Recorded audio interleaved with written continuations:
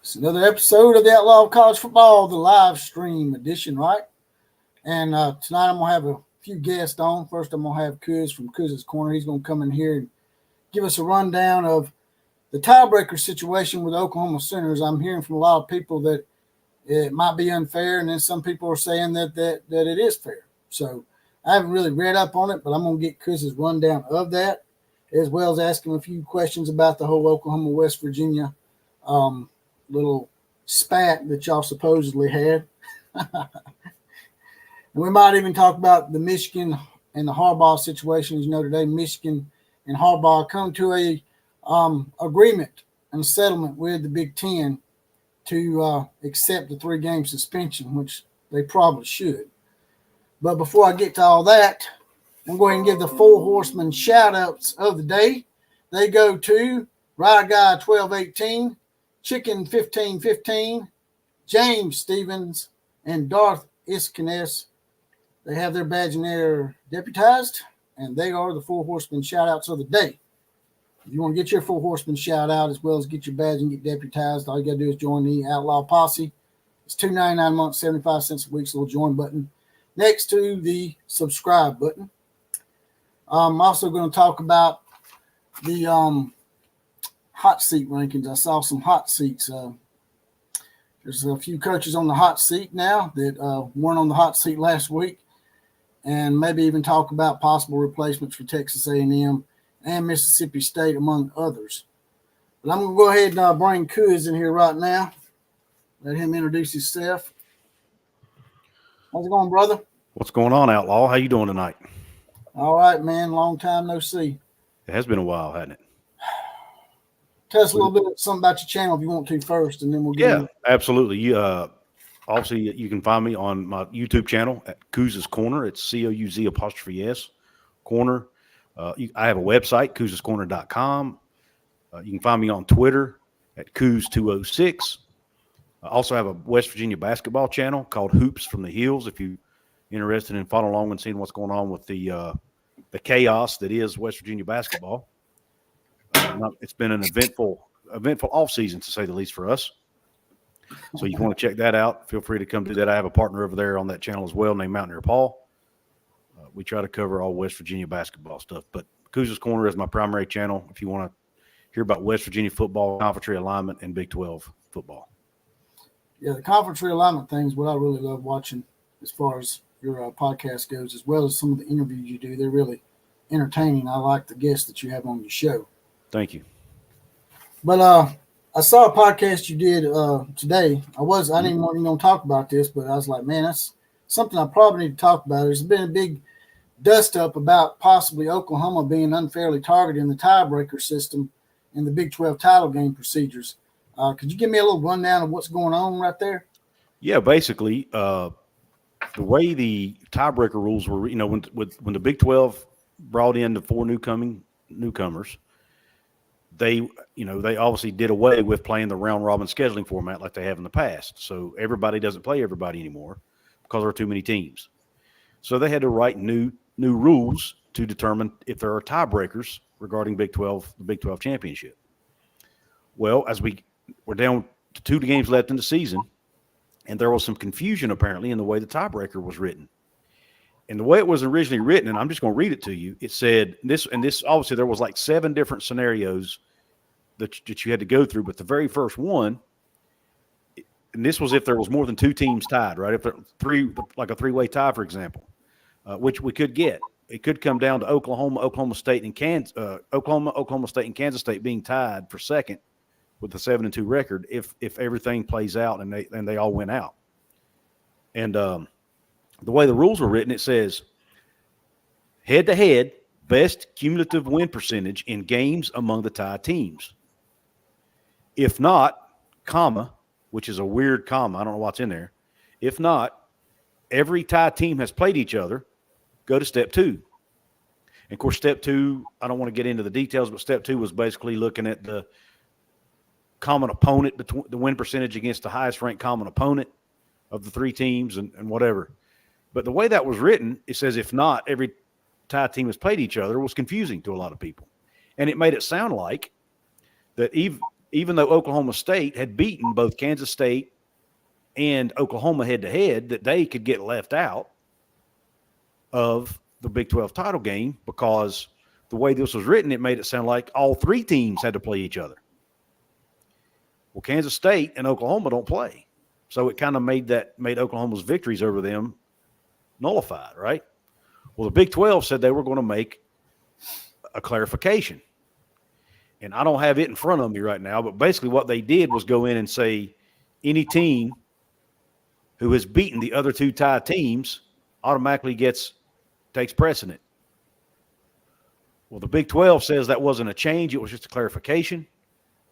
But you've got K-State fans are pissed off about it because they actually would have been the ones to benefit from the old rule the way it was written. They would have been the one playing Texas in the title game, not Oklahoma and not Oklahoma State. And then you've got Oklahoma State fans pissed off because they feel like it's just one more thing the Big 12 is doing to try to keep them out of the conference title game, because it could still potentially play out that they get in, right, in that scenario if K-State were to lose.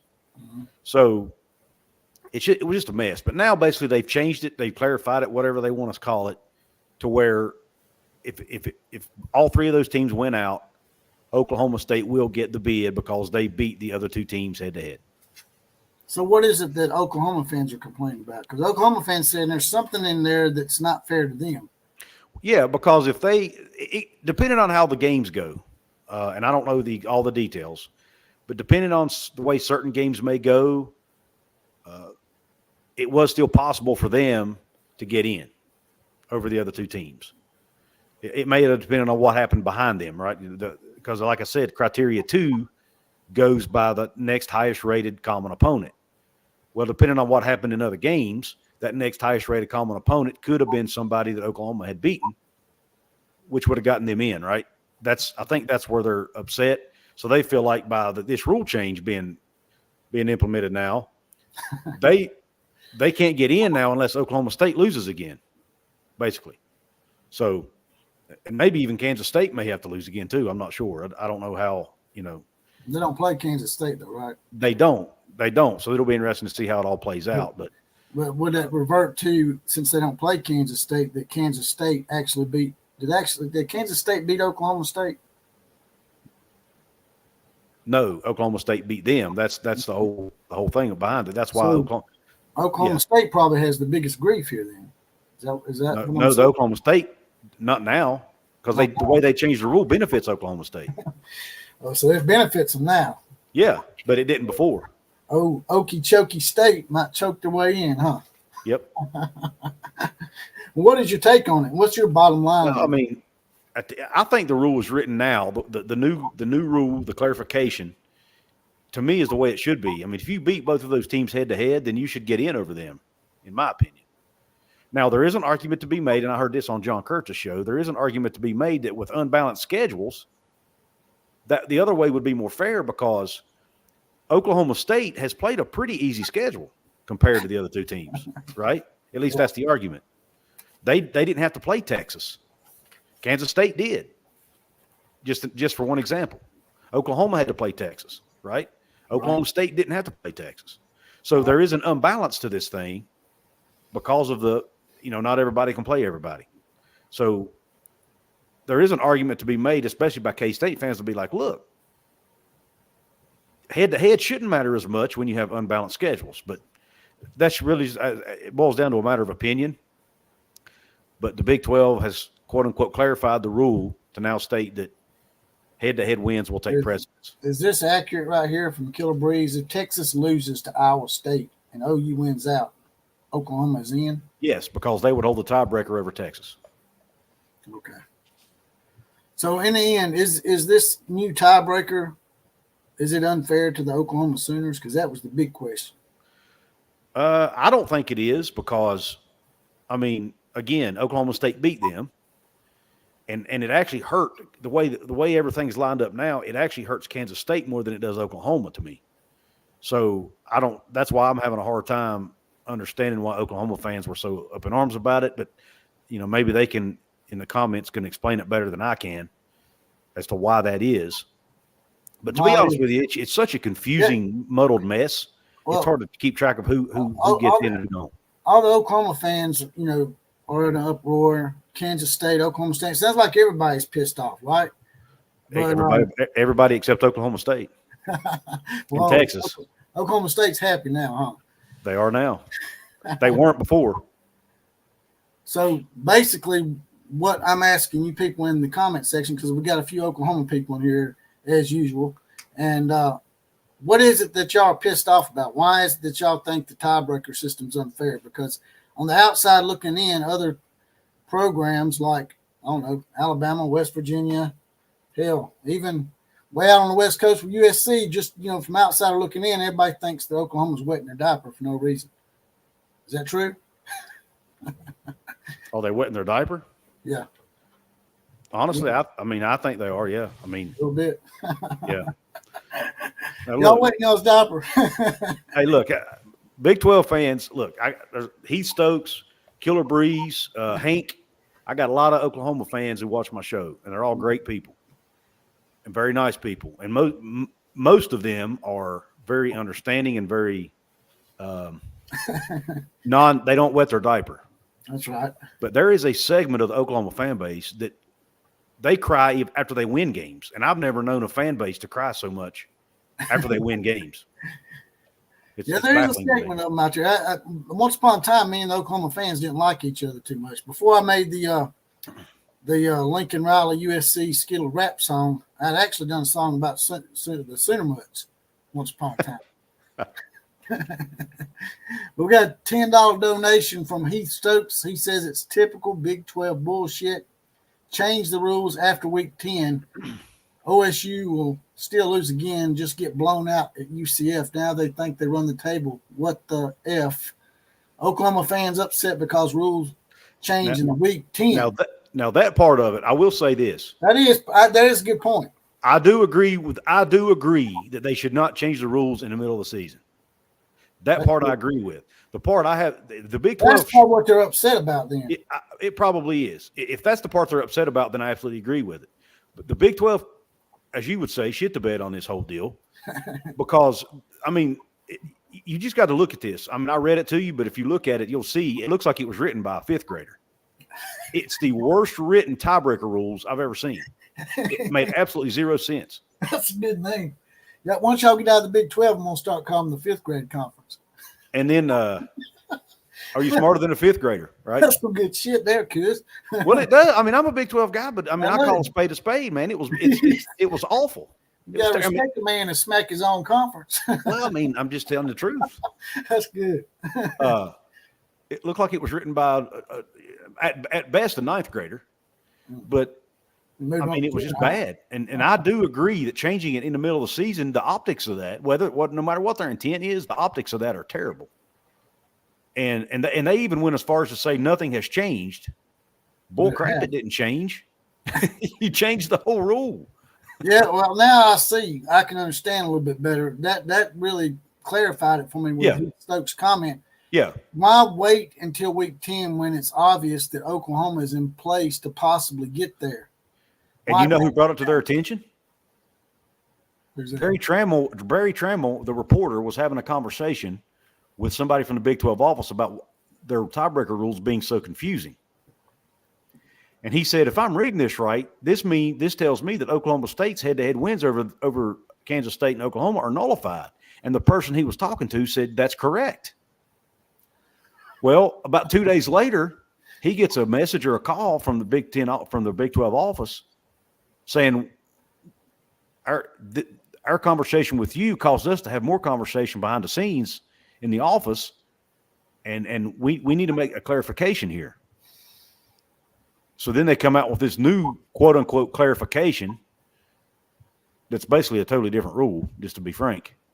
And that part I do agree with. That's BS. They should have waited till after the season. In my opinion, you wait till after the season and then you make the adjustment. That's what I think they should exactly.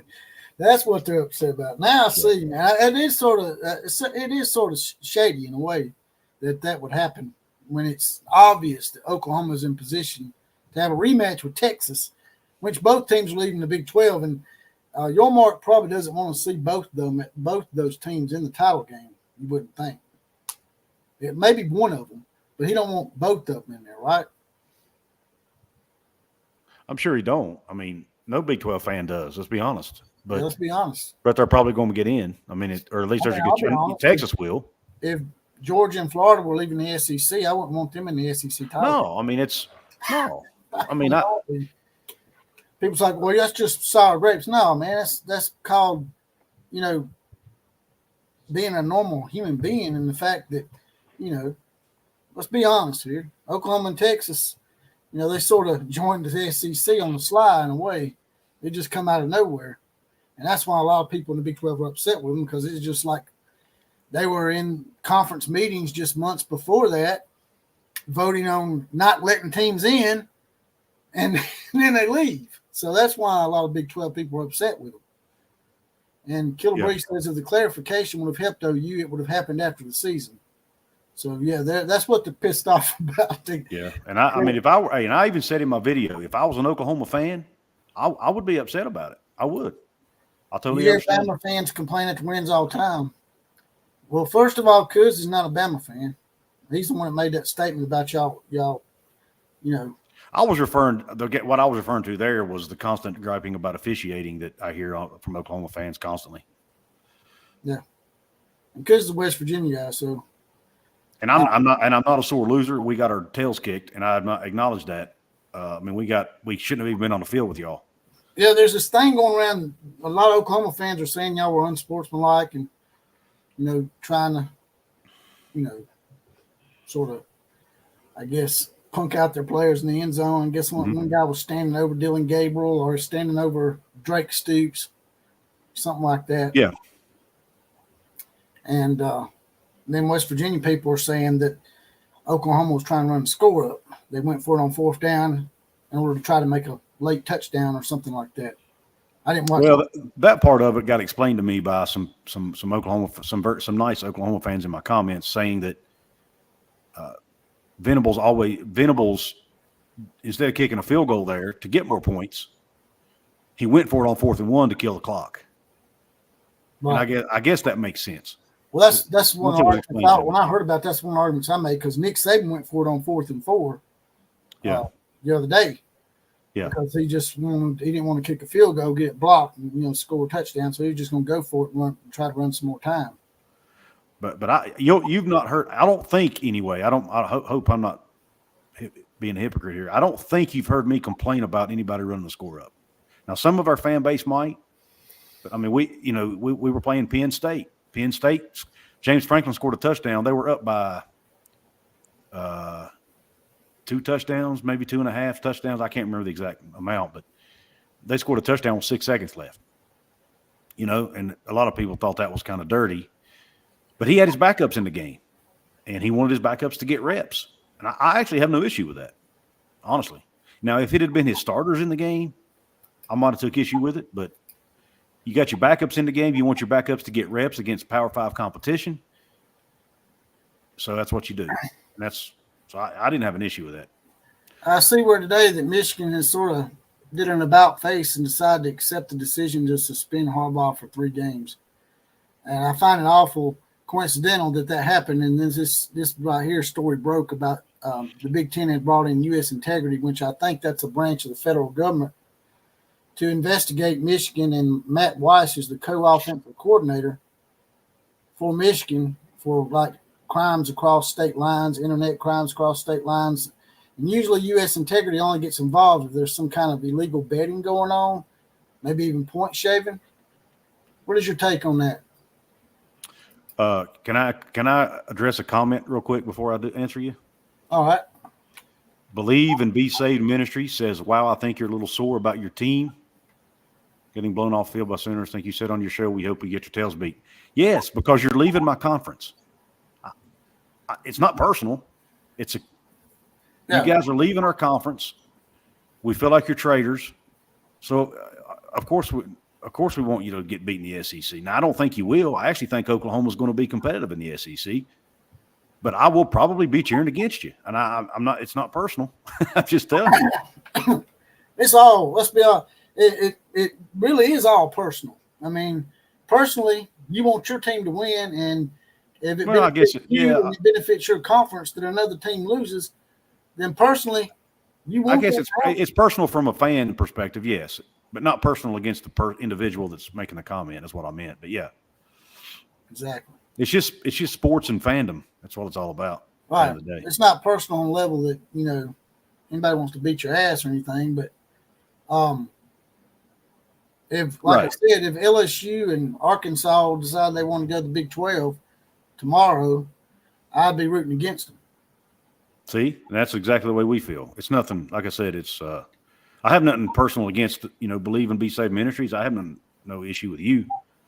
I'm a Big 12 guy, so of course I'm going to cheer for the Big 12 and against anybody who is anti-Big 12. That's it.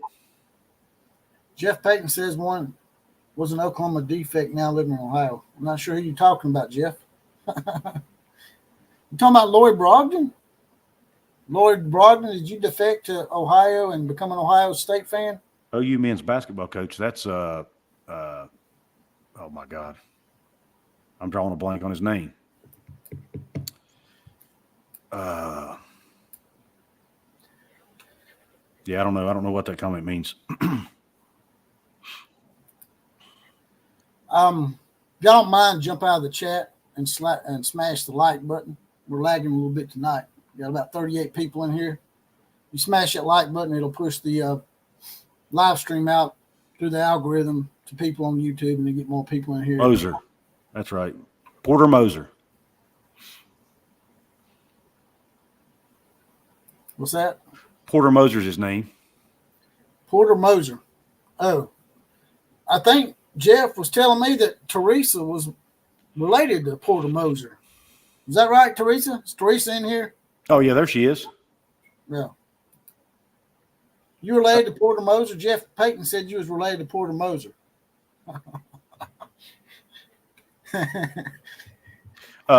But I guess let me answer your question. You want to get on talk about the Michigan thing. I don't want to get a sidetrack.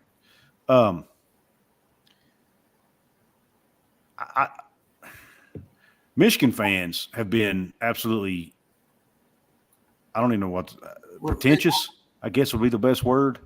It's just funny that all of a sudden they're willing to accept that 3-game suspension when all this comes out about U.S. integrity involved. Yeah. It's Is that a federal branch of government? Is that part of the FBI?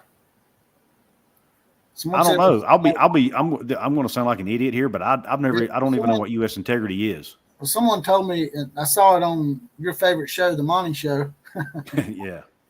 I And don't even watch that show anymore. Sort of stole it a little bit, but that's the gist of it right there. The Big Ten actually called them in there, which means that it's more than just sign stealing that might be going on. Something else might be going on. Is it possible that Matt Weiss was, and the other guy, who was it, Stallions? Mm-hmm. Is it possible maybe they were stealing those signs so that they could help people bet on games? It's possible. Absolutely possible. U.S. Integrity, I found them. Apparently it's a private entity. They partner with some of the largest professional sports leagues and collegiate conferences in the U.S., as well as licensed sports betting operators and regulators to ensure sports betting integrity in every play, every game, every sport.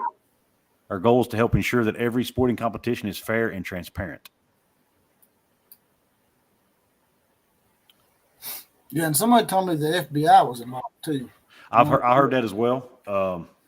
That's probably comes to the whole point scheme. Yeah, I think this people are focused on the videoing and the sign stealing and all that, but I think this thing may go a lot deeper than that, potentially. I obviously don't know that. I'm kind of reading the tea leaves, but it definitely doesn't look good, and I find it odd that the Michigan all of a sudden decides they want to accept that punishment. Yeah, exactly. Now, the coaching carousel is spinning a little bit out of control. How much more time do you have for us? I've got some time. No worries. The coaching carousel is spinning a little out of control already. We already got some big names getting axed. You had the Mississippi State coach, only got a year, and Texas A&M's Jimbo Fisher's gone now. What are you hearing? I mean, what are the leading candidates on these two situations right now? What do you think? I don't know, man. With A&M, that whole thing's crazy. They got more money than they know what to do with, apparently. But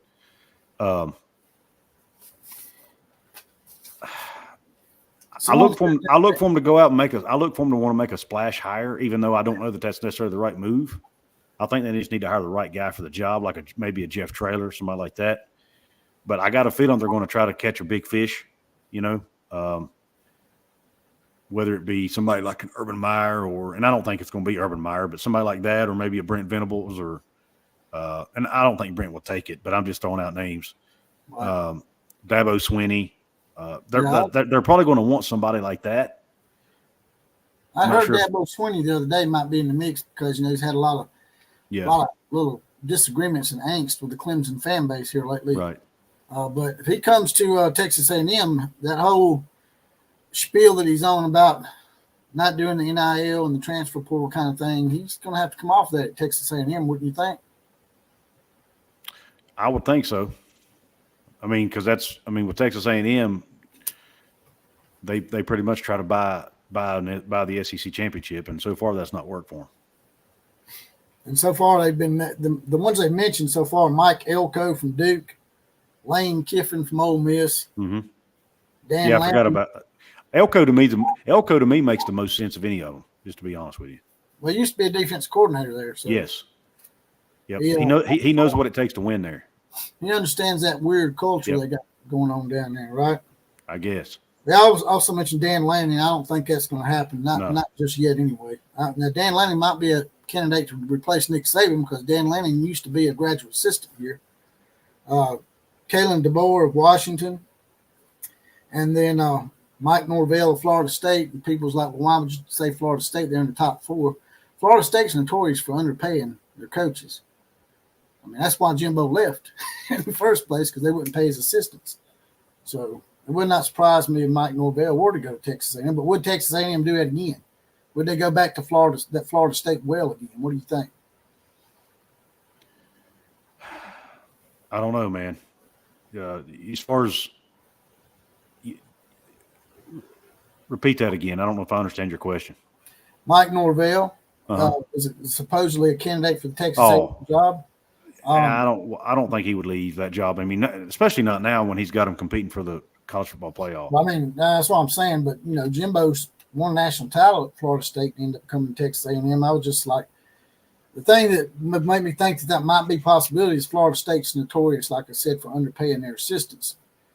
I don't know how well they're paying Mike Norvell's assistants for him, but I was thinking maybe Texas A&M wouldn't go that route just because they already went that route. They already went the Florida State route once, so I don't know if they'd do that again.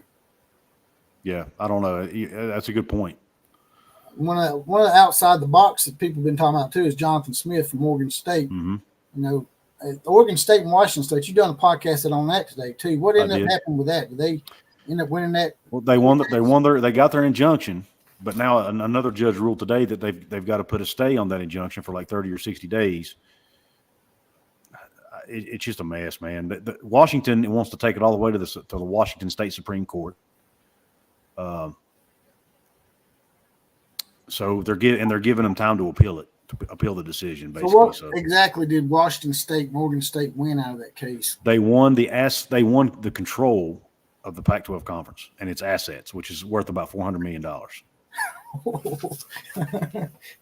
That's gotta hurt. Yeah.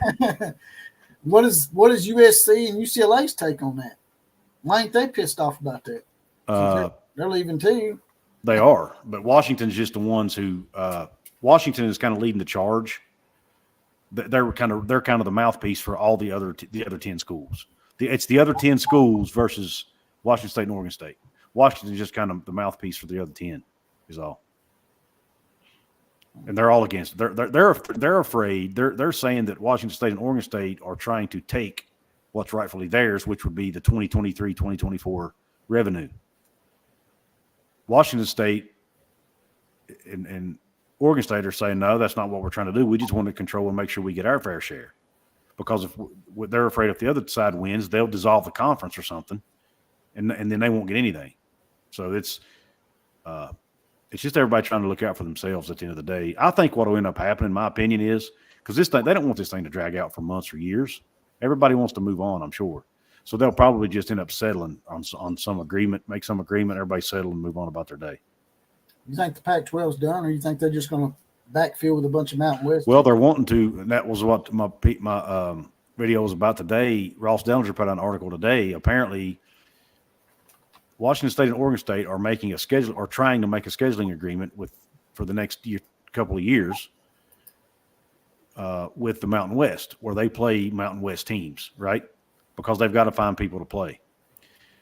Well, in return, the Mountain West Conference is saying, okay, if you want us to do this, then you in turn have to make a long-term commitment to us, merge with us, and make us part of the Pac-12 and keep the Pac-12 name.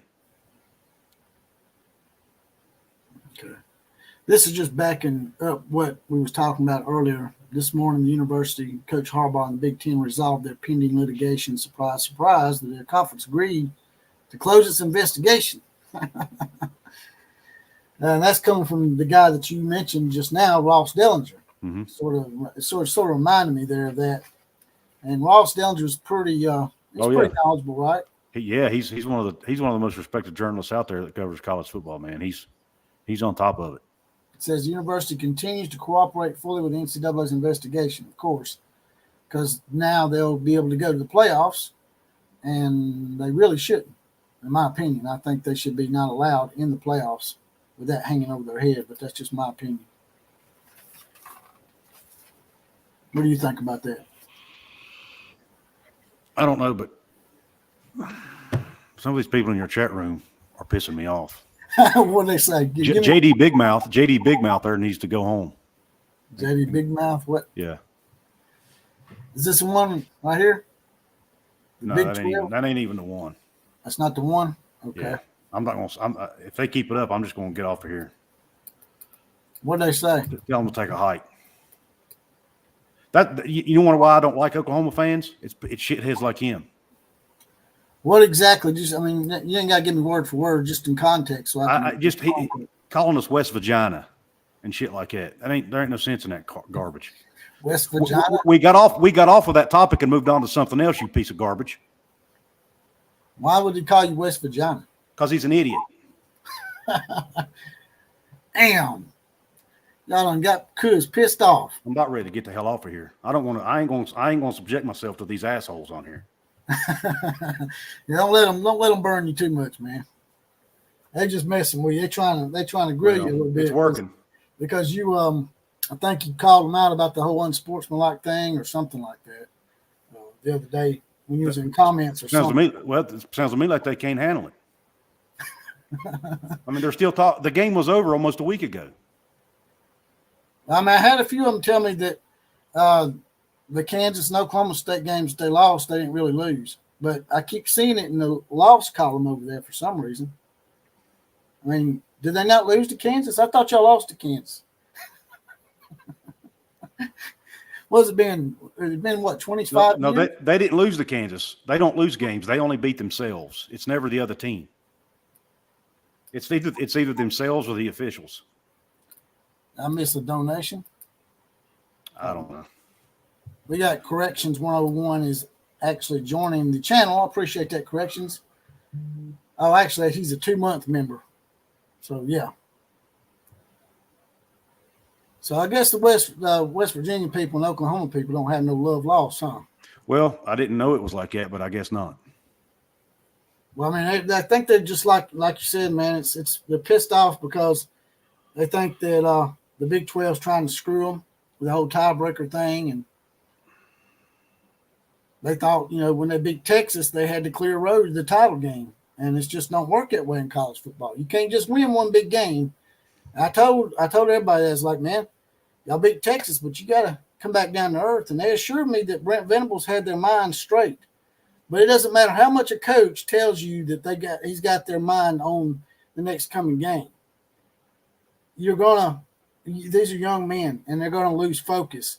And they probably read the press clippings, and that's why they lost those 2 games. Yeah. Now I don't disagree that they had some terrible. I know that calling it Oklahoma State game was a terrible call. I'm not debating that. But if the game was not that close in the first place, it wouldn't have mattered. You know? And West Virginia, we've lost games because of calls too. You know, it happens to everybody. Whose donation did I miss, Keith? Heath? Sorry, Chris. And I'm sorry that I went off the deep end, man. That comment just really struck a nerve with me. I don't mind people talking trash about about the score and all that stuff, but when you start getting personal about my state, I take offense to that. I'll mess with them a little bit now. I'll call them Western Virginia, so they're still part of Virginia. Yeah, we hear that a lot too.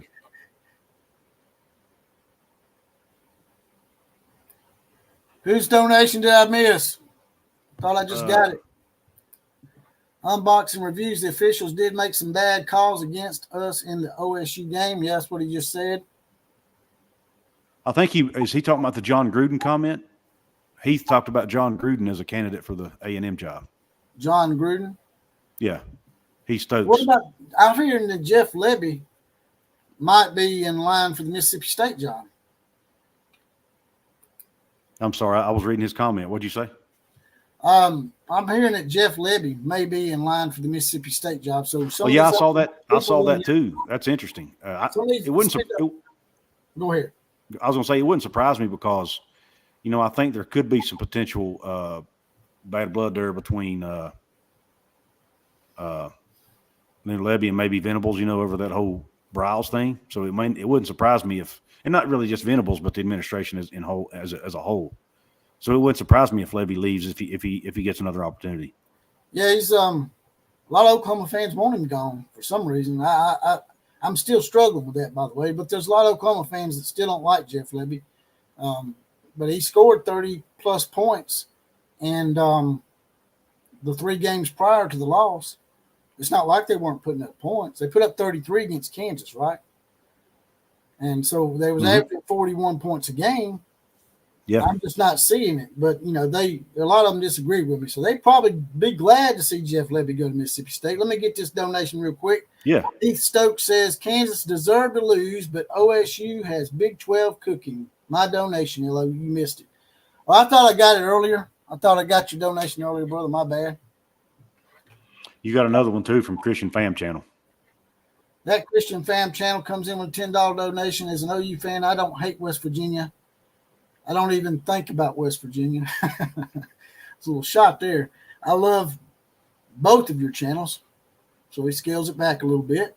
West Virginia is a beautiful state, but a pain to drive through with them mountains on the freeway. Hey, I'll vouch for that one. Hey, man, I'm scared of heights, man. I ain't going to be driving through West Virginia if that's the case. Yeah, it's funny. Us West Virginia people, when we drive through a state that's flat, it feels like we're driving forever. It's like, you know what I mean? It's weird because we're used to going around curves and mountains and up and down. And you get on a road that's straight, it's like, wow, it feels like a 1 mile road feels like 10 miles. You got a little bit longer in here because I'm going to bring in yeah, that's fine. One of the Oklahoma people. I apologize to your fans for going off the deep end, man. If you want to stay in here with this Oklahoma guy I'm bringing in, he's one of our Common Joes and Common. I think I ran Wilmoth out of here, didn't I? Wilmoth will be all right. He'll come back. He comments on mine too, and I told him today I called him JD Big Mouth.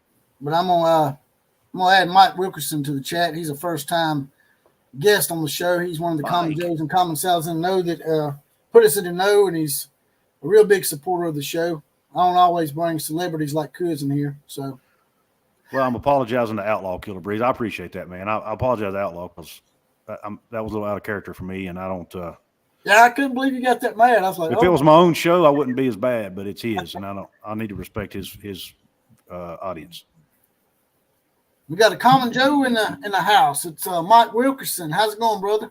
Going good. How you doing, Coos? What's up, Mike? How you doing, man? Oh, not much. Hey, don't let them so-called OU fans get to you like that, brother. I've been dealing.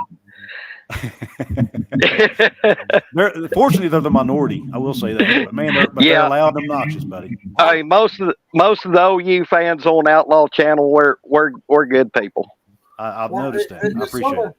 It sort of gave me something for the future, man. I can remember that from now on, West Virginia pisses him off. I really want to get back at him. Well, what pisses me off is when, like we we play OSU or somebody like that, and they call OU the trailer park meth heads. You know, Who does that? all OSU fans and a couple others. I've seen that comment before. Call us a bunch of meth. Hey, Coos, I was going to add on to your comment about the score being run up. Yeah. I have a theory about that, and you can take it for what it's worth. Mm-hmm. I think in part two was Jeff Levy's been taking a lot of heat from the fan base on his play calling, and I think he was trying to get back into good graces with the OU supporters. Could have been, and I could see that as a logical explanation. Like I said, I personally didn't even notice it, to be honest with you. I was just pissed off at my guys for not stopping them. Right. You know what I mean? Yeah, exactly. And that little blow up in the end zone, I don't know what. I'm going to be honest with you. My TV went out right when the ball was kicked off, so I had to listen to it on the radio. Yeah, well, where they turned the lights off in there, you couldn't see it all. And when they showed a video of it, and you can only see like the first part and the end. You don't see what happened in the middle. And I think that's what's got everybody confused, because he hit. It was a clean hit on Stoops, right? And he did stand over him for a second, but then if you notice, he backed off of it and started walking away. Well, then the next video I see, there's him, the same player, and about three other Mountaineers standing over somebody else. Well, that player hops up, and it's Dylan Gabriel.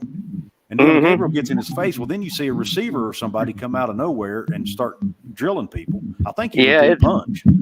But the rest couldn't see it because the light was dark in there. Exactly.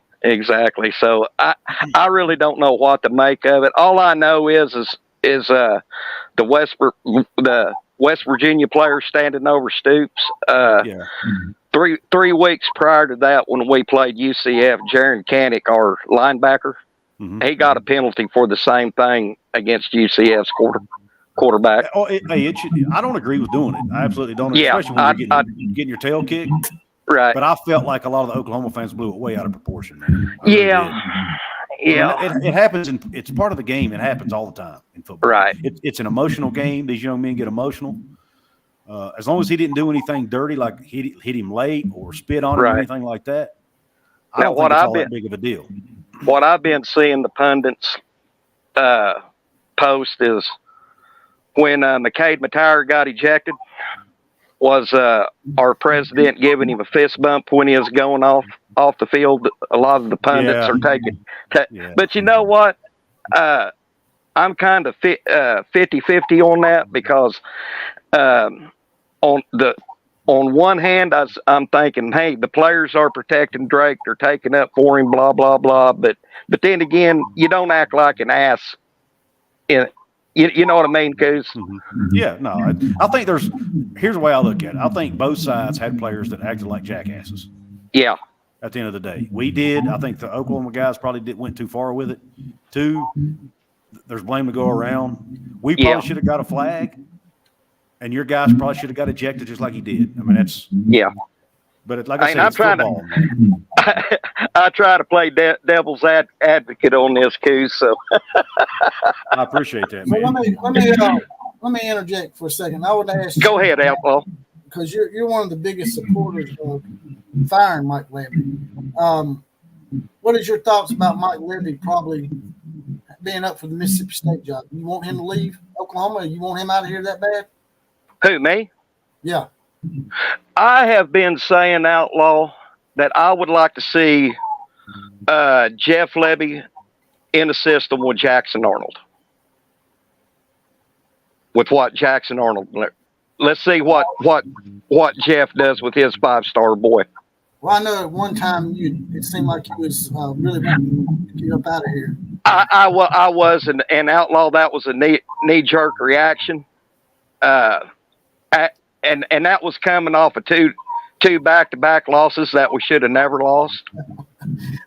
So I respect a man who will admit when he's wrong, because you know what, I do that crap all the time, Mike. And that's what you gotta do, man. You gotta own that shit. I've been wrong numerous times and had to own it.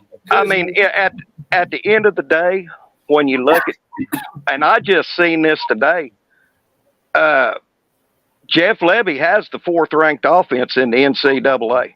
No matter who we played, no matter what our schedule was, and this is what I tell people that like we played Arkansas State, Tulsa, blah blah blah. Hey, we had to play what's on our schedule. I mean, is it like we're supposed to forfeit the damn games? I mean, we got to play what's given to us. Let me go ahead and grab this donation real quick. Alpha Dragon Gaming FTW with a $20 donation. One of my good friends, the WV fan. I went to Arizona to see West Virginia versus Oklahoma in the Fiesta Bowl, and the WV fans were some of the nicest fans I ever came across. I even tailgated with some of them. Great bunch of guys. So thank you. We got some love out there, Chris. Yeah, thank you. Well, and I saw a comment earlier, J.D. Willmouth, he claims it was his autocorrect that changed the spelling of Virginia. So I don't know if he's either he's full of crap, or it wouldn't surprise me, to be honest, because autocorrect will do some crazy stuff. But Western Virginia don't sound like a bad name. I used to drive a truck. I used to go through West Virginia, so I like Virginia. I'd be worried about you if you didn't, Outlaw. There's been called Western Pecker or anything like that, right? But no, at the end of the day, when I look at what Levy's done with our offense and where he's ranked now, I've done a complete 180. I mean, now did he call some stupid calls in Kansas and OSU? Oh my God. If there's one thing that if there's one word I have tried to get out of my mouth, is the jet sweep. So you like them to call the jet sweep, huh? Yeah, there's another channel when it's one I mentioned to you earlier, when we say competitive death, we take a drink, but now I've added jet sweep to the mix. Jet sweep's gonna be a big drink. But like I said, I've got a change of heart with Levy. Now, like I said, that's just me. I've been a long time OU fan. Like I told you, Outlaw, I've been following these Sooners since 1971. I've seen weirder and stranger things. I got some college football bowl projections here. Can y'all see that? Chris, or is it too small? Yeah, I can. Not really. Vaguely. Yeah, I can vaguely see it. Well, I was looking at it, and right now they got Georgia and Texas and Michigan and Florida State in the 14 playoff. But the interesting thing about these bowl projections that I come across, I was looking down all of them here, and all the way to the end, there's a team that I don't see in there. It sort of struck me as odd. Can you guess who's not in the bowl projections? Who is it, Outlaw? It's a team that we have all grown to love quite profusely. You know, the skill shift. Can you believe that? They don't even have them in the bowl projections, Chris. Who? They don't have them in there at all? That's not some fly by night. That's CBS, man. You sure? That's had to be an oversight. I thought, man, I kept looking and looking. I went back and forth, and I'm like, I'll be happy for them not to project them in there. But I'm like, really? Y'all ain't got them in the Las Vegas Bowl? I mean, come on now. I do have a quick. Oh, go ahead. I was going to say, at one time they had us projected to play them in the Alamo Bowl. Of course, that was before y'all kicked our hind ends. Oklahoma kicked our hind ends, but that's interesting. Now, here's what I've been thinking. If by some, you know the football gods as good as I do, guys, is if somehow USC and Oklahoma does end up in a bowl game, you probably don't see Caleb Williams because he's going to set out. What do you think? I don't think. Well, he talked like he might come back next year, didn't he? Really? Oh, that's a new one on me. Or did he?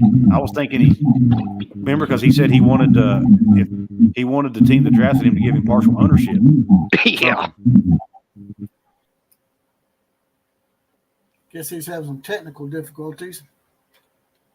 Something wrong with his mic, I guess. I don't know.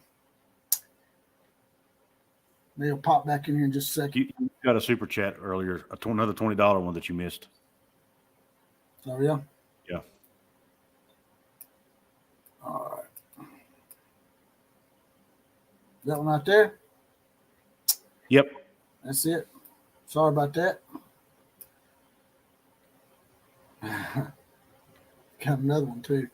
Alpha Dragon Gaming FTW in the house with another $20 donation. Says, also, my good WV friend tries to make himself feel better by always saying West Virginia is the winningest team in history without a national title to claim. Not sure if that's true. He also It is true. By the way. WVU is the top team in rifle shooting. We are. I think he's talking about me. we're basically good at everything except football. I think he's talking about me because I brought that up and I was giving y'all hell about winning the rifle championship. Call it the Red Ryder BB championship. I got you. That's true. We are the best in the country at rifle shooting, and we're really good at soccer. And we're good at baseball. Unfortunately, we've just not been very good at football. Marine Center with a super sticker donation. Appreciate that. Marine Center. If you want to throw a comment down there somewhere, I can read that out for you as well. Alice Stoops with a $20 donation says, just waiting on the OU game Saturday, Boomer. Oklahoma's got a sort of a tricky game this week, don't they? They play BYU. They do, yeah, but BYU looks bad right now. Oklahoma might beat them by 40. BYU, they're pretty hard to play up there, right? I mean, ain't they like it is a tough place to play, yeah. But I mean, on the road, they're pretty good. They're easy to get, but it's like when you go up there, man, it's like some kind of boogaboo up there, like some kind of voodoo house. Sort of like down there on the plains, down there in Auburn, down there at the barn. It's hard to win down there, regardless of how good Auburn is.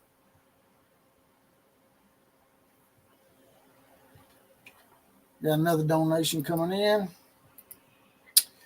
Stink Ass Cat with a $10 donation. I think if OU and USC played, Daddy could talk Williams into playing anyone else he won't play.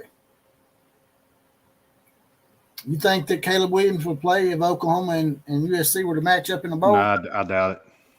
I think it would actually make him not want to play. That would probably actually make him sit out. He'd probably paint on his fingernails, I'm scared. Or help me, mommy, or something. Exactly. Let me cry in your lap again. I think it's actually a no-win situation for Oklahoma. If you beat USC, that's great. But if you lose to them, man, imagine how much hell you're going to take.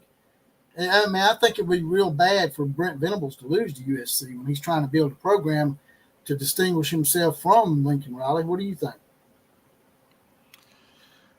I think it'd be a great opportunity for him, actually. I don't think it'd be lose-lose. I mean, if you beat them, it's still a good win. USC still USC, and it gives him one up on Riley. But I can understand it. But if you lose, it's definitely not good.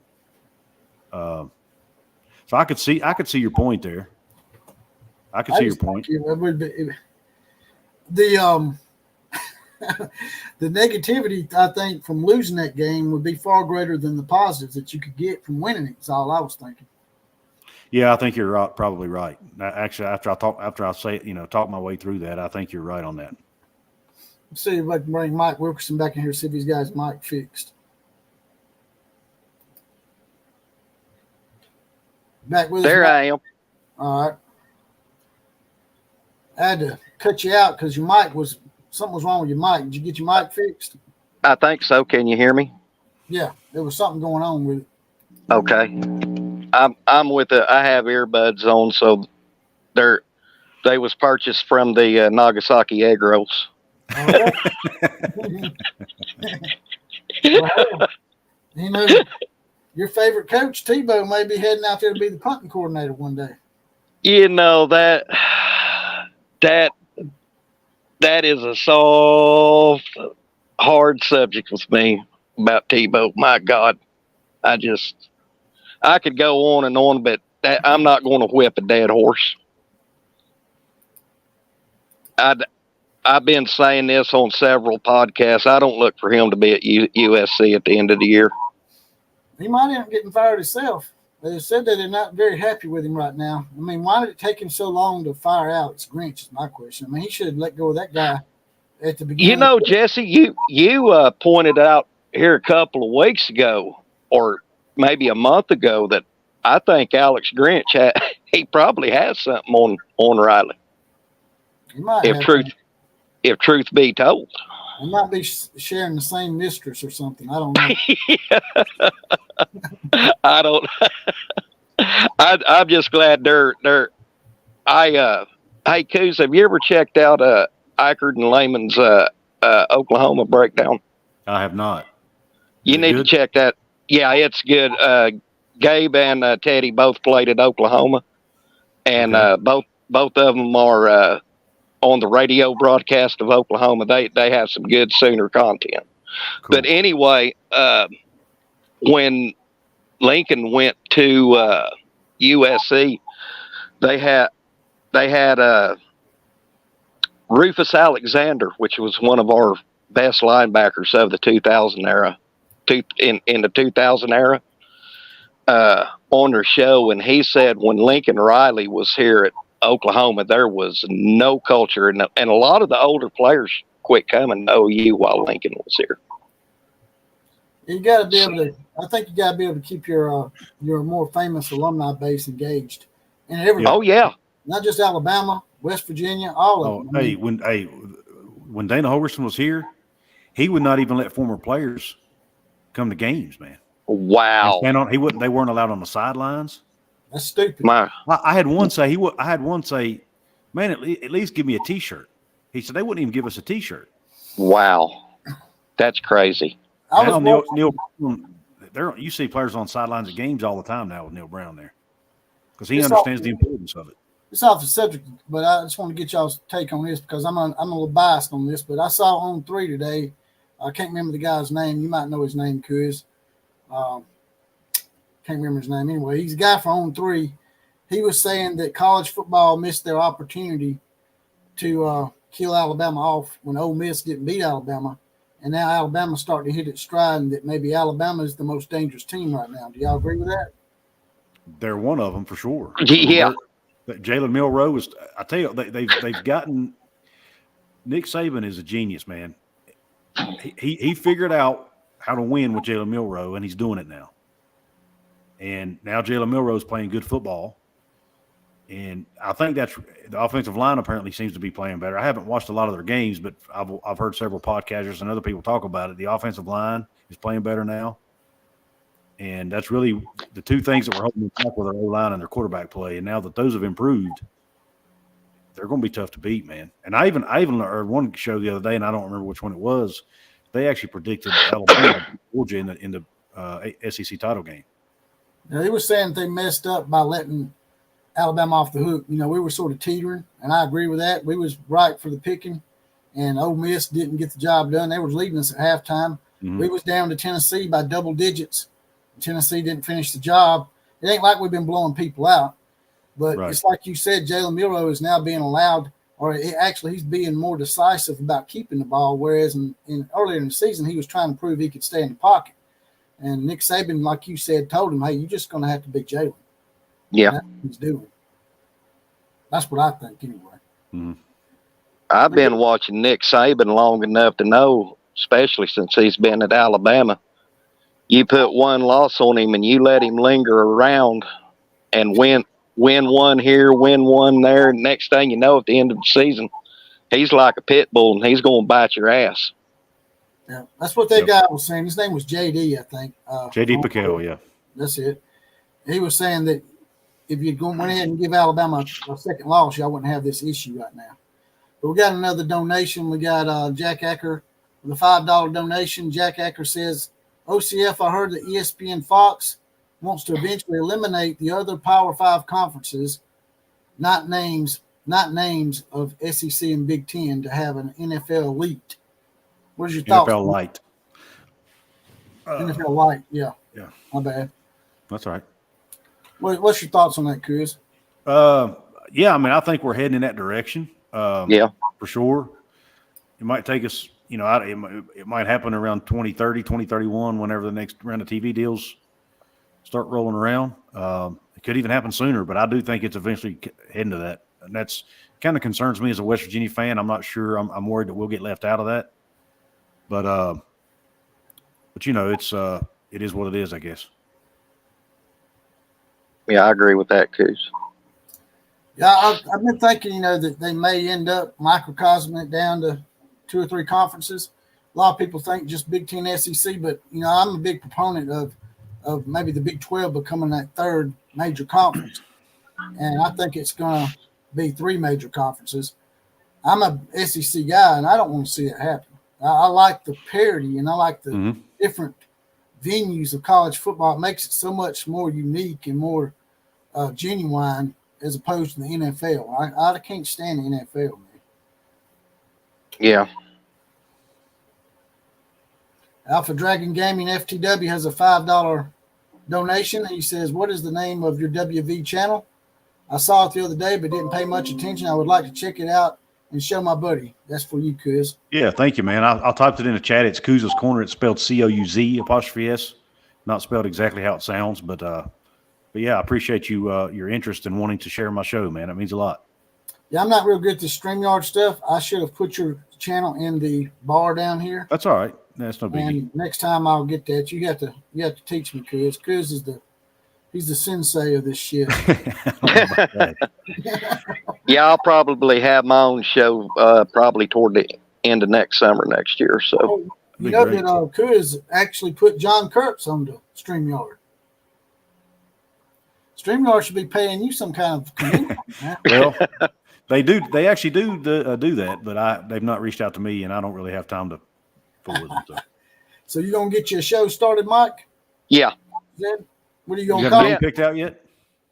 Not really. It's going to be pretty much not just OU football, but college, about like what you guys do, discuss the top 25, but it'll be OU. I mean, me being an OU fan, but there's going to be a part in December where I take 10 days to cover the National Finals Rodeo.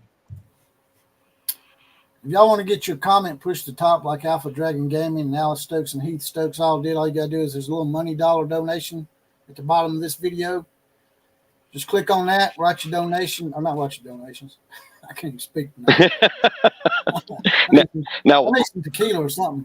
You write your comment out. Oh. Make sure you write your comment out first and then hit send. But it's a little money dollar sign with a little circle around it at the bottom of this video. But what I'd like to do is, when you have that lull in the summertime where there's no recruiting, no nothing to talk about in college football, I'd like. Now, is this going to happen? I don't know, but I would like to have an OU only show in the summertime and bring on some of the older Sooner legends that has played for OU and just let them talk about their time and experience at Oklahoma. Yeah, that's pretty cool. I've been able to do that with a couple of West Virginia guys, and it's really cool. Pretty cool to have them. Yeah. One of our now I'm going to go back to probably 1971, 72. About 2-3 weeks ago, I had the chance and the opportunity that I got to have breakfast with one of our big time fullbacks of the Chuck Fairbanks era. His name was Leon Crosswhite. Cool. And this guy's 72 years old, and he still looks like he could pad up tomorrow and play football. I mean, you know who you need to have on, don't you? Hey, you need to have old Mike Gundy and Brian Bosworth on. Oh, that would be epic. And that way he could tell Brian about the vitamin C to Brian's face. I can't believe he said that in a. See how that works out. I can't believe he said that in a press conference, man. I still can't. Me either. I'm like, it's so random. And nobody even talked about that, hardly. Exactly. I'm like, why are you bringing that shit up, man? Everybody was talking about the comment he made about the Bedlam, and I'm like, dude, did you? To me, the biggest thing he said was he literally just accused Bosworth of doing drugs, and Boss probably did do drugs, but that ain't. You don't call him out for it on national television. I mean, you know what I mean? Yeah, he had a little bit over the top. Balls got suspended for the last bowl game we played for steroid use. That would be like, you coming over my house and you seeing me drinking heavily and then going out there and telling everybody, JPC, he's just a sloppy ass drunk. He claimed he saw this kind of stuff at parties, is what I'm alluding to. Yeah. He said that he wouldn't go to parties. Sometimes he wouldn't go to parties where Brian was at because there's no telling what kind of mindset he's in. Well, in other words, you're just scared he's going to whoop your ass. Yeah, Gundy, there's a reason coaches have coach speak. It's because they don't want to say something they're not supposed to say. Right. Gundy doesn't do that. Gundy says what's on his mind. And I don't. But the thing about Gundy is he'll say what's on his mind, but then when it comes to the politically correct driven society people out there, he'll back away. Like the whole OAN thing, man. He rolled over for that shit with Trevor. I agree. Yeah, they probably didn't give him a choice, Outlaw, to be honest. I mean, he's a man. He's a 40. Come after him. He was probably his job could have been on the line, That's what I couldn't understand earlier in the year about Gundy. He wasn't nowhere to be found coaching, and now he's coaching. I mean, from what I heard, he was at his ranch just doing Mike Gundy things, not caring the world, but he was letting his assistants do majority of the work. Yeah, that's what I understand. I mean, he basically admitted it. I mean, he said in a press conference not long ago that he said, "I'm putting in more hours now than I've done in a long time." Yeah, so, he's a different breed of cat. I mean, I guess certain coaches, get to a certain point in their career where they just kind of delegate most of the work to their assistant coaches. I mean, I don't know if Saban may even do some of that. I don't know. I'm sure he does. Jack Acker has a $5 donation. Sorry about that, cuz. That's okay. Go for it. $5 donation from Jack Acker. He says if Oregon goes to the playoffs, they'd been in the first 14 playoff and the last 14 playoff and could be their first national championship. Oregon has yet to break through. They've been there. They've been close, but they have not yet ever won a national championship in college football. Now, college basketball, the other big money-making sport, I think they might have won back in the 30s or something. Oregon's playing pretty decent ball this year, too. Yeah, Bo Nix is he's in the Heisman running. I think he set the record for the most starts by a quarterback, did he not? Yeah. Coos, you got a Heisman pick this year? I think he's been there, 7 years now? Yeah, Jaden. I think Jaden Daniels. I don't know if I get a vote. I am a member of the Football Writers Association, so I have been able to vote on a lot of these awards, but I don't know if I get one on the Heisman or not. But if I pick Jaden Daniels for the Maxwell Award, I would probably pick him for the Heisman too if I had a vote. Boy, he's playing some ball, ain't he? Ooh. He's one of the. I mean, he has almost 1,000. He'll have 1,000 yards rushing by the end of the year. Plus, he's one of the best passers in the country. I mean, he's killing it, man. Yeah, I'm glad our first year in the SEC next year, when we play LSU at Baton Rouge, we don't have to face him, but we still have to face LSU, and you know what it's like playing down there.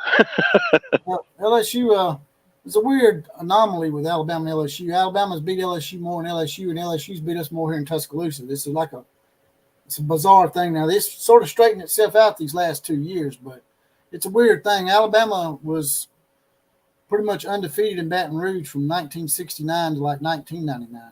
So whatever Alabama's doing down there, they got it beat. But Alpha Dragon Gaming FTW comes in with a $10 donation. I'm a Twitch streamer and I got a good setup. Been thinking about moving to YouTube for sports and get something going. Not sure, though. Thought about doing a show with my Ohio State friend, OU in Ohio. Ohio State and Ohio. Ohio State and Oklahoma. I'm assuming. Yeah.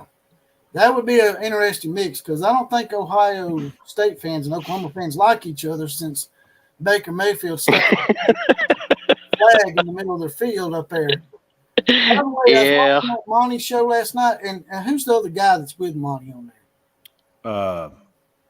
Do you know his name? I think his name's Jake, isn't it? He said something rather stupid. Now, I agree that all this stuff that Michigan's doing now is pretty shady, agreeing to the 3-game suspension and all that come out. I agree with that part. But he said something that I thought was pretty stupid. He said that because Michigan went into Ohio State and won, that was a red flag immediately. I'm like, why would that be a red flag? He's acting like that you cannot beat Ohio State in the horseshoe or the toilet bowl, whatever they call it.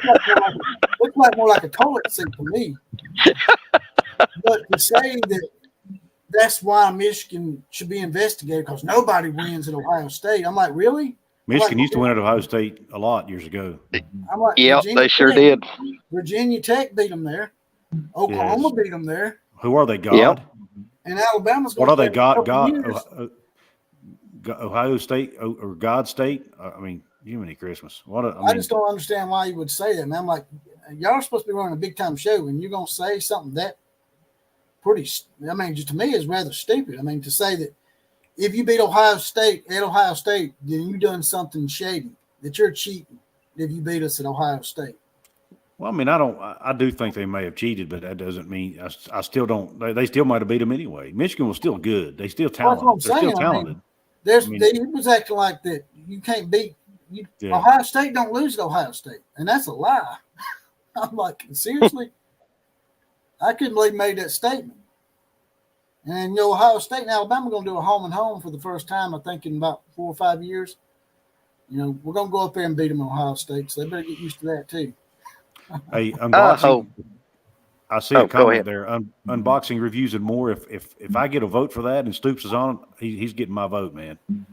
That kid can flat out ball.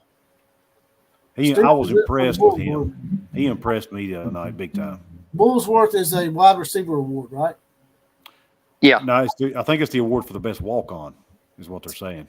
Oh, he's a walk-on? Yes. The wide receiver award is the Biletnikoff award. Right. Yeah. Well, he ain't a walk-on this year, though, is he? He was a walk-on a few years ago. Why would they give it to him now? I honestly don't know. I don't know if he still is or just used to be. I don't know. Mike might know that. Mike, do you know? Is he still a walk-on?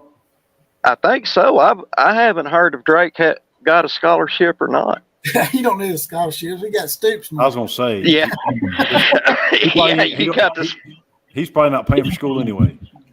Probably not. But you are right. NIL deal, wink, wink. I tell you what, people make fun of me, but I tell you what, Drake he's such a clutch little. I call them scat backs. He is so clutch. We have a safety named Aubrey Burks who came into this season as the second highest rated safety in the country according to Pro Football Focus. Okay, so he's a good player. Mm-hmm. Drake Stoops made him look absolutely silly on a route the other night. He literally had him turned around backwards, like turned the other direction. Wow. He juked him out of his shoes, man. Was that when Drake carried them two into the end zone with him? I don't remember if that was the same. I don't know. I mean, he caught like 100 passes. God. It was one of them. I don't know if it was the same player or not. I can tell you what, I'm not because he's Bob's son. I'm going to miss Drake after he leaves this year. Yeah, that kid. I mean, I knew he was good, but I didn't know he had that in him. I mean, he looked like freaking Wes Welker out there, man. Is that what you consider a possession receiver, or is he? He's good for down and distance. If you need a clutch first down and plus yardage after the first down, that's Drake Stoops. And that controversial play in the end zone, he got absolutely creamed on that play and held on to the ball. Yeah. Anthony Wilson flat out. I mean, he jacked him. Yeah. And he held on to the ball. I mean, he impressed me. I don't even know. I don't think he dropped a pass all night long. No, he didn't. A lot of your Oklahoma fans have been giving me hell about Alabama coming to Oklahoma next year. They seem to think that one guy told me that y'all were going to wax us by about 21 points. Lori, I'm telling you, we with the big boys next year. We're going to see defenses like we've never seen before. They as strong as it's been years past. Though I'll be honest with you, it don't seem as strong this year, in my opinion. But I'm not one of the fans that says we're going to go out there and win every game we got on our schedule in the SEC next year. But we're going to have to bring our lunch, our dinner, and an in-between snack. But one thing I do like about going into the SEC with Brent Venables is if you look at the recruits he's bringing in to build up for the SEC. I think I mean, Brent Venables is a coach that they needed to transition to the SEC. My opinion. And Brent has a good when he was at Clemson, he had a good record against the SEC. Now that was just defensive coordinator, but still yet. I mean, he got 2 natties out of the deal. So I feel more comfortable with Brent than I did with Tebow. And do you think that Michigan think that was just a big bluff, them talking about leaving the Big Ten? Just change the subject a little bit? I think so, yeah. Yeah. They're not walking away from $100 million a year, man. Come on. No. I mean, I was telling them, like, why would the SEC take the Big Ten with the kind of crap that's lingering over their head right now? Why would any conference take them at this point? Well, I mean, anybody. I mean, why wouldn't they? Michigan brings in a crap load of money. Well, look at the cloud that's hanging over their head. Well, I agree with that, but that'll all go away at some point. Do you think we see the end of Jim Harbaugh after the end of this season for all this? I think so. I think so. I think he will too. And then they're going to be searching for bad coaches again, like they had that. Mm-hmm. I think it was after Lloyd Carr when he left. Rich Rod was actually a good coach to me. I think Rich Rod just didn't fit in with the Michigan elite up there. I actually heard he has his own podcast where he did now, and he told that story one time. From the day he got there, he had boosters coming up to him like telling him, "We don't want you here," before he ever coached a game. Wow. Yeah, it was. Wasn't Rich Rod y'all's coach at one time, Coos? Yeah, he left. That's what I thought. Michigan. Yeah. That's back when y'all had Owen Schmidt and all them guys. Yep. When y'all beat us. Yep. He left. Owen Schmidt. He had left that. He had left before that game, and then Bill Stewart coached us in that game. So I'm talking about people on the hot seat. They got a hot seat list here on CBS. The first 3 are Tom Allen of Indiana, Danny Gonzalez, and Dino Babers of Syracuse. But when you get down here to warming up is where it gets interesting. They got Chip Kelly on the hot seat. Yep.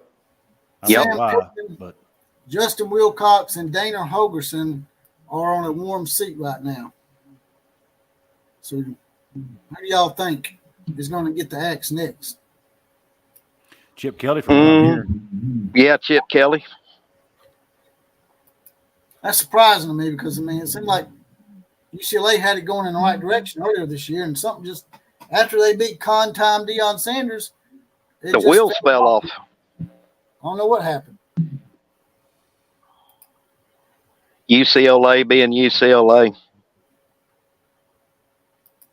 You think there's any scenario that Lincoln Riley ends up losing his job this year? I don't think so. I think he might leave. I don't think they'll fire him. I don't think they'll fire him, but like Coos said, what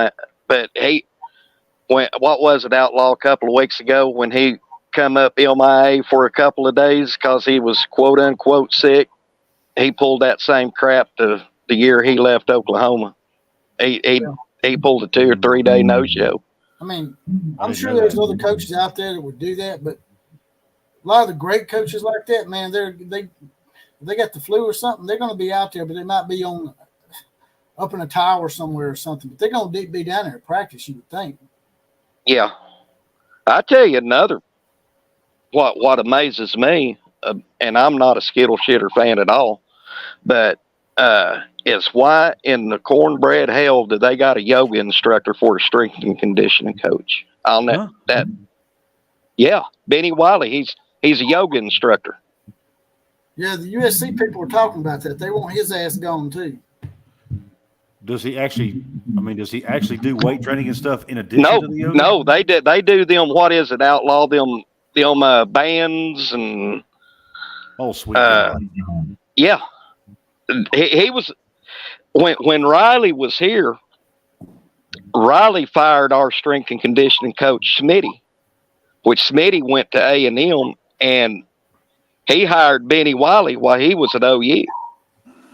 And you could tell in just that season that our defensive line shrunk in size and weight.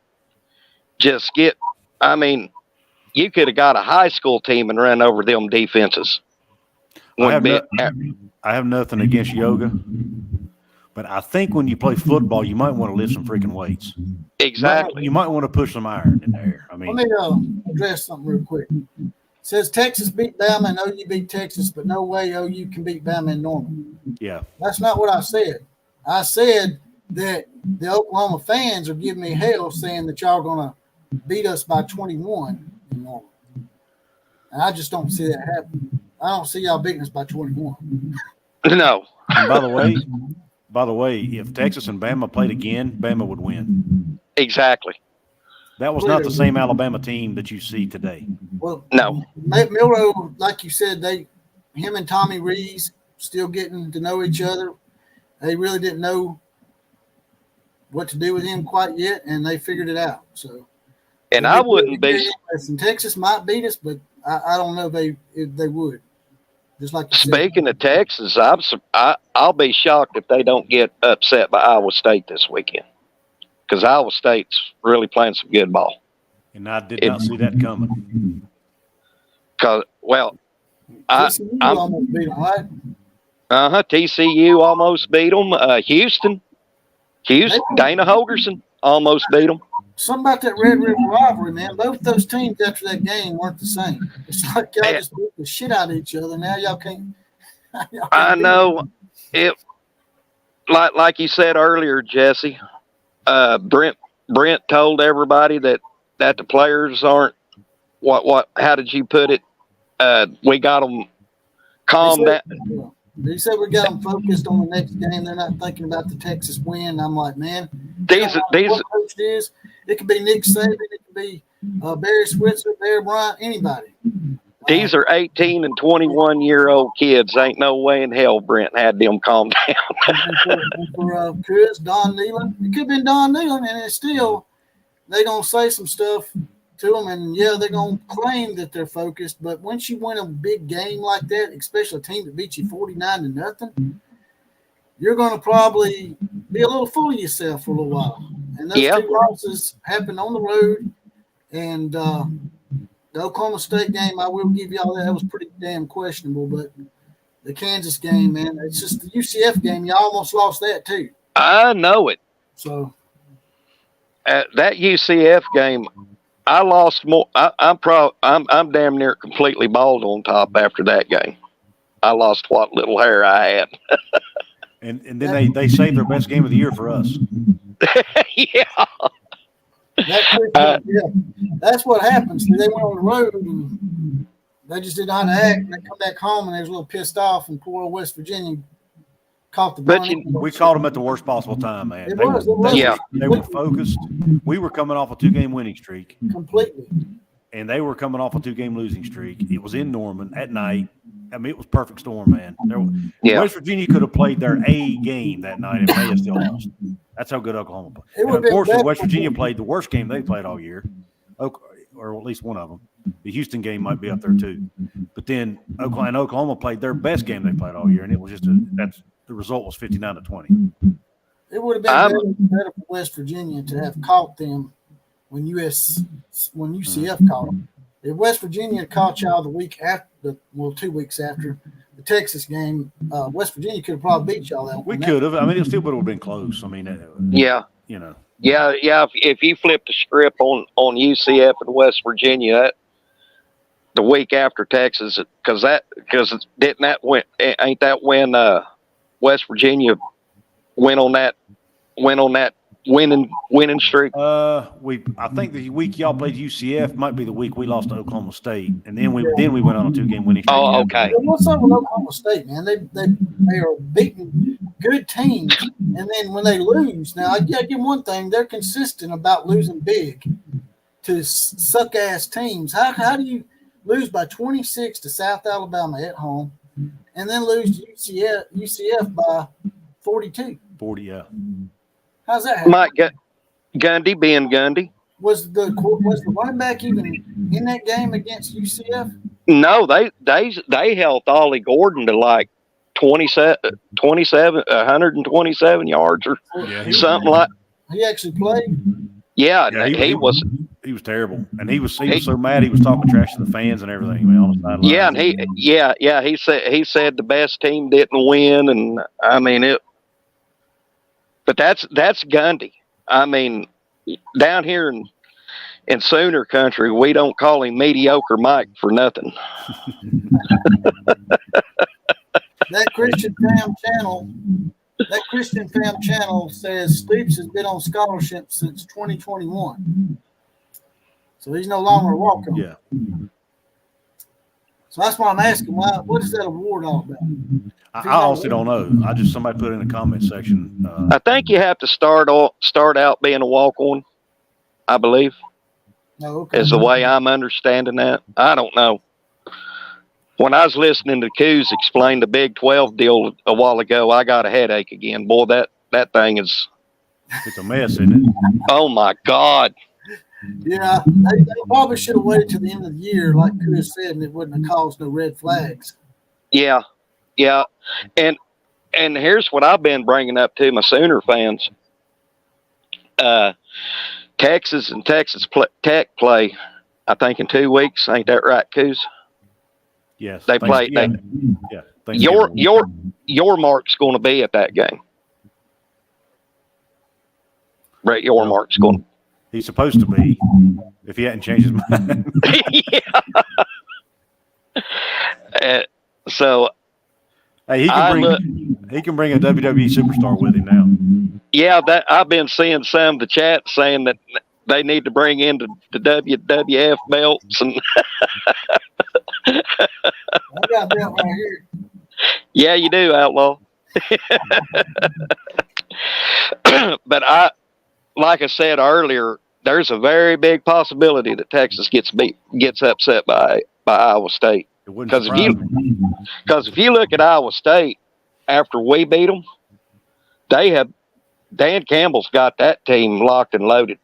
I mean, he's got them playing good.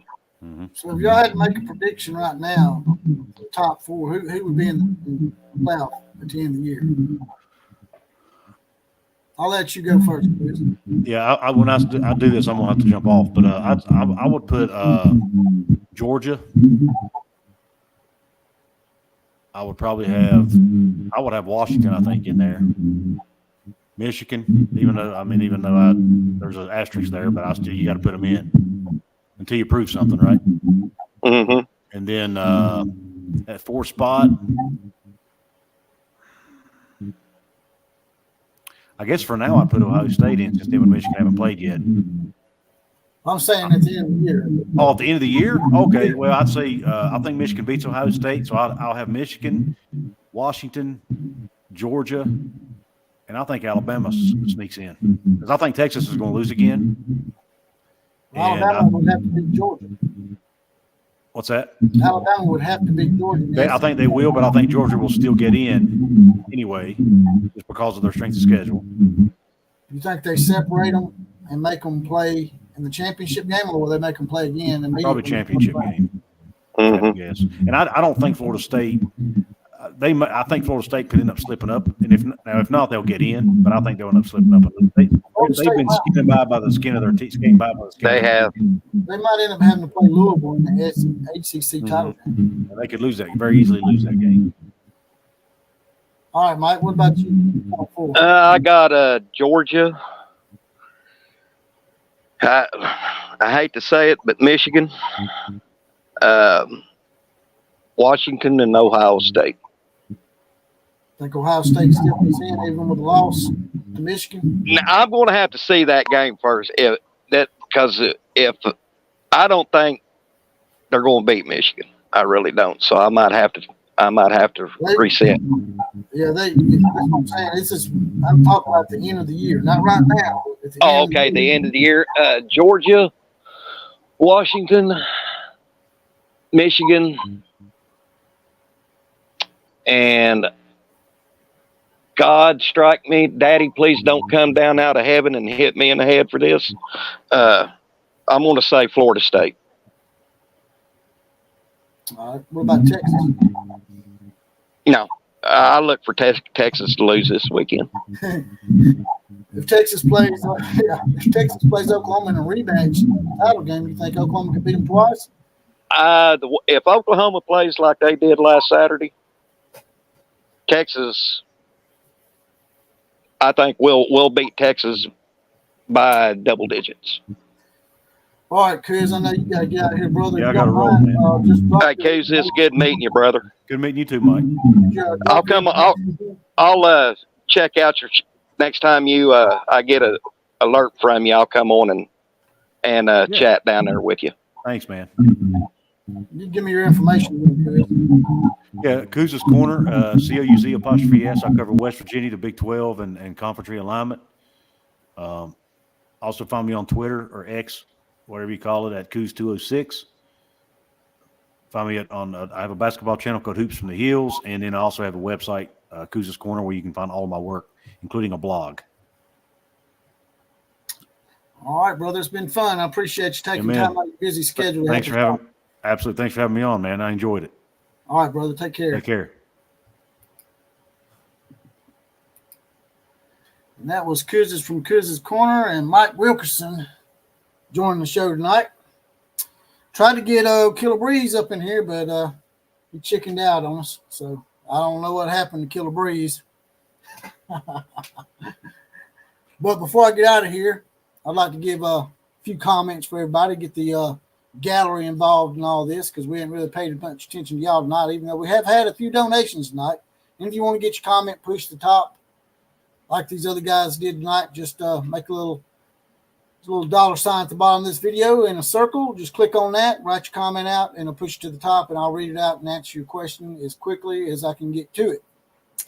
Also in the corner up here, y'all see my Pinocchio icon.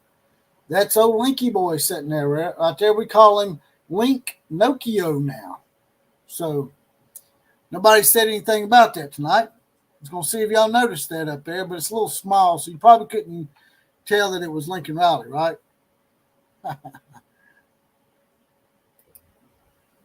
JD Wilmoff says Tebow isn't going anywhere. He's not going to walk away from a $110 million contract. Well, they said that about JD. They said that about Jimbo Fisher. And they paid him $77 million to walk away. But I agree with you, Tebow. Lincoln Riley hasn't been there but 2 years. So I believe that he'll probably get another year if he wants it. Now, he may just dip out altogether. I don't know. So what do y'all think?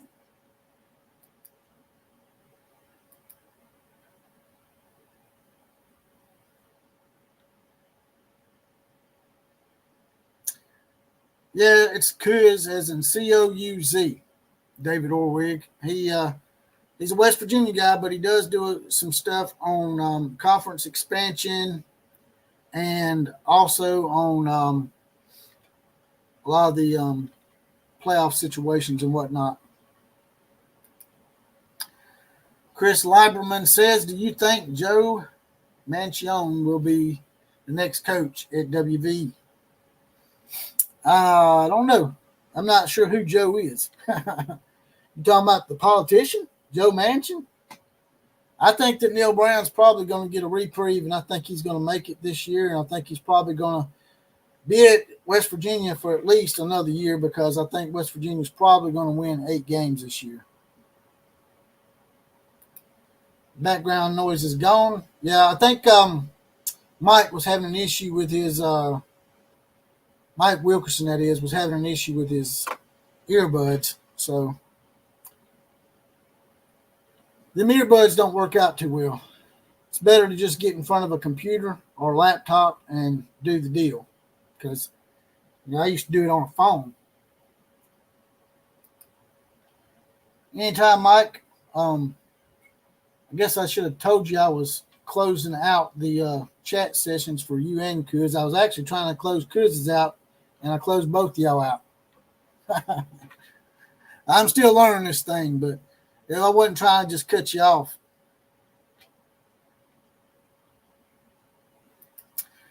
Copenhagen, who's your team, by the way, Copenhagen? I heard you saying earlier something about Missouri may beat y'all. Who is your team, Copenhagen?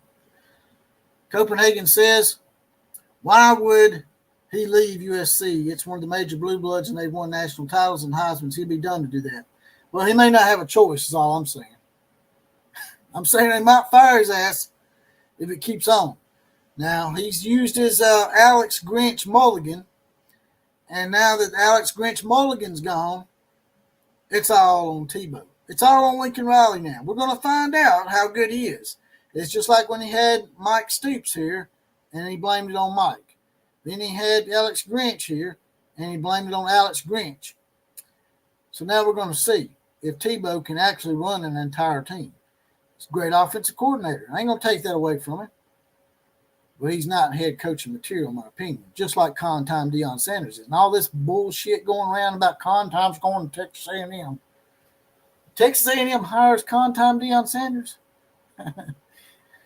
They'll be worse than Colorado was 2 years ago. Tell them, con time Deion Sanders don't want no part of the SEC. If anybody hires con time Deion Sanders at this point, to me, you probably need to be fired yourself. Your administrative duties are lacking. The guy he's just a con. And once the Circus Act wears off and the Ass Clown Circus Camp good feeling goes away, he starts losing games. And that's exactly what happened. I've been calling this for a while back.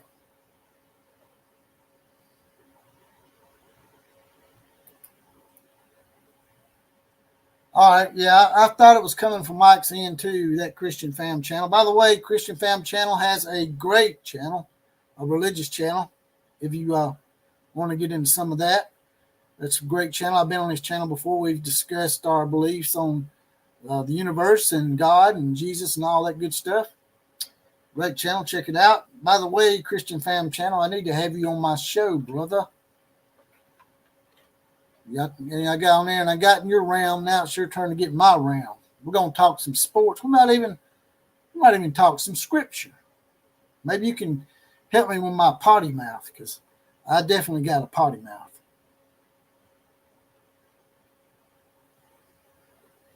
If you don't mind, jump out of the chat and hit the like button.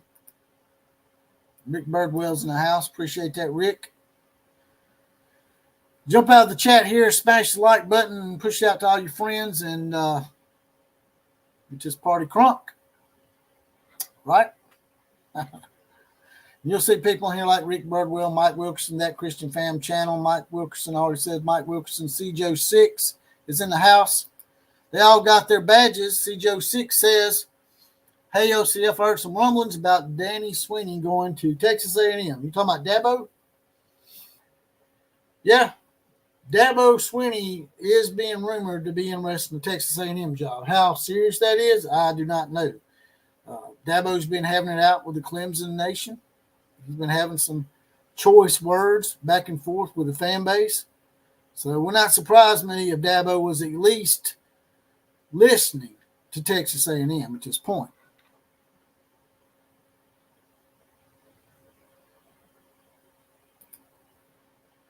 I know you said Danny, but his name's Dabo.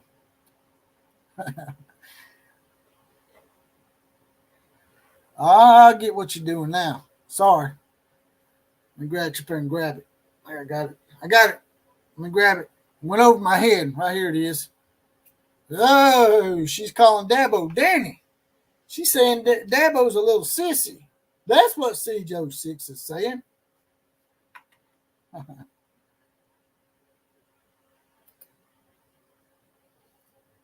Yes, I need a bar suit for my mouth. Be like that kid on the Christmas Story when that bully, he gets tired of that damn bully and he just starts beating the hell out of him. His mama walks up and he's cussing in Yosemite Sam language. Remember that? Mike Wilkerson said he had fun with y'all tonight. Appreciate you coming on here, Mike. Sorry I accidentally cut you off there on the last one.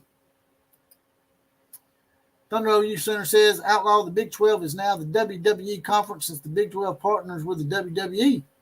Yeah, I heard about that. I forgot all about that, Thunder. I'm glad you brought it up. Interesting. So we shall see. I guess if the Big 12 and the WWE's partnership is going to help them remain as a serious player in the future. A lot of people think it's going to microcosm down just the SEC and the Big 10. But I think the Big 12 may be able to stick around. I think it's going to microcosm down to 3 major conferences. I think the ACC's lame-ass attempt at adding SMU, Stanford, and Cal is not going to help them.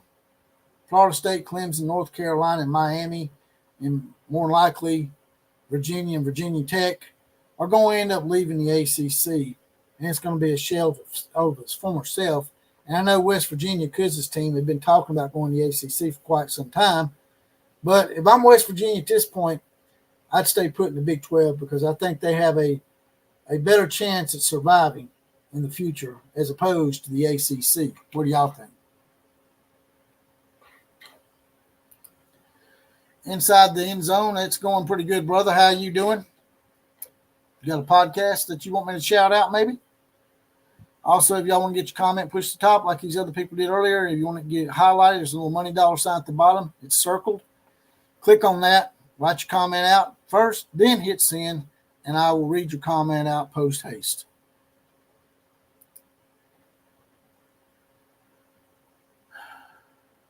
Oh, just pointing out how people said he wouldn't leave USC when he literally just left OU. Yeah, exactly.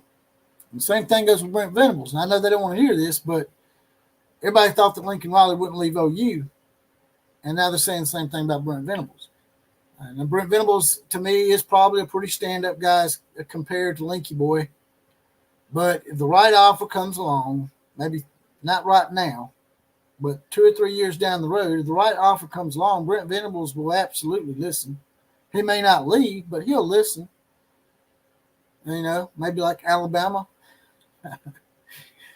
Alabama, you know, Nick Saban retires. I'm trying to keep a straight face here. Nick Saban retires. Who knows? He might end up here in Alabama. Or maybe the NFL. Who knows? But never say never. That's all I'm saying. Jack Acker says, OCF, if you ever blow up to hundreds of thousands of millions of subscribers, please keep your original background with the hats and the statue. Like that, huh? Like that Bear Bryant statue right here?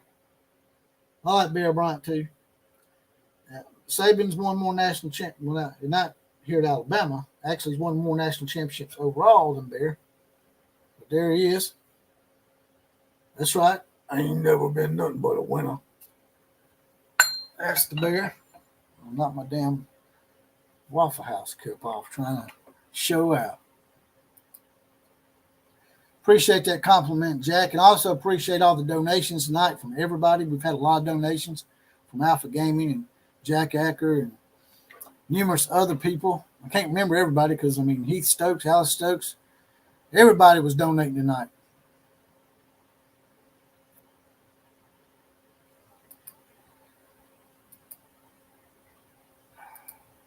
I'm going to hurt you, Outlaw. What'd I do? What'd I do? One more. I'm going to get that. Hold on. Let's go back up here for a second. See what that Christian Fam channel's got for us.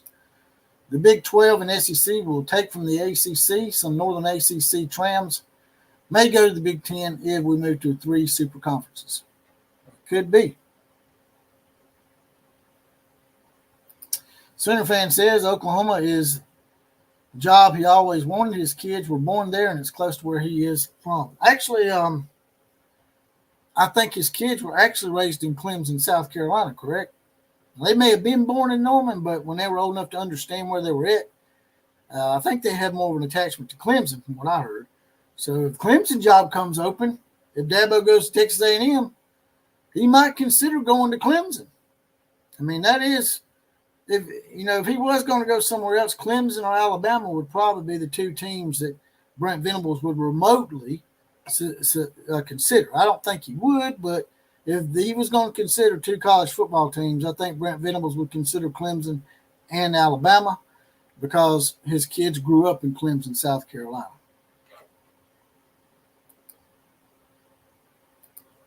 Inside the End Zone says Lincoln Riley will never win a national title with bad defense. That is true.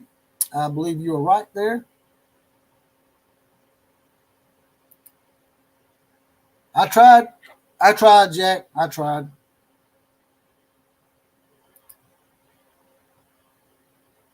I hope you're trolling, right? I think Inside the End Zone he's a trolling type individual. By the way, I don't see if you answered my question. Do you have a podcast? It's a pretty interesting name. Just figured that you might have a podcast attached to that. We'll end with C. Joe 6 tonight. Clemson has felt the impact of not having Coach Venables for sure. I completely agree. And like, share, comment, and subscribe to this channel if you haven't already. Jump out, hit the like button, then hit subscribe plus the bell. If you don't hit the bell with subscribe, it will not notify you when I'm up and on the air or when I upload a podcast. So hit the big 4 for me. Those are free. And with that, I'm going to get up out of here. KMCA to all the other teams, class is now officially dismissed.